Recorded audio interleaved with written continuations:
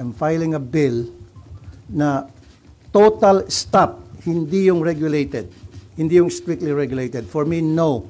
It has to stop. Grabe na. Kailan tayo titigil kung bagsak na ang ating bansa?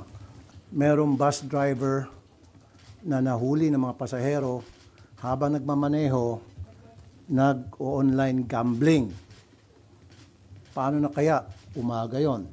Paano na kaya kung sa gabi wala nakitang pasahero, nag-online gambling siya, nabangga, disgrasya. Meron pang jeep driver na nahuli din ng mga pasahero na nag-online gambling habang nagmamaneho. And meron pang sa PTEX ata yun, ni-raid ng mga pulis, lahat ng mga bus drivers lulong sa online gambling.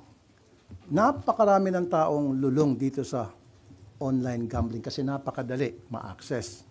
As a matter of fact, sa programa ko sa Wanted sa radyo, hindi ko na mabilang recently yung puntahan ng mga magulang na nareklamo, yung kanilang mga asawa, anak, especially mga estudyante, hindi na nakapag-aral, napupuyat, at nangungupit na sa kanilang mga magulang para lamang makapag-online gambling. Especially itong scatter. Sobrang lala na. Something has to be done.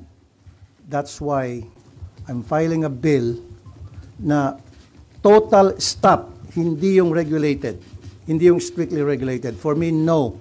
It has to stop. Grabe na. Kailan tayo titigil kung bagsak na ang ating bansa, ang ating lipunan? We have to step on the brakes right now.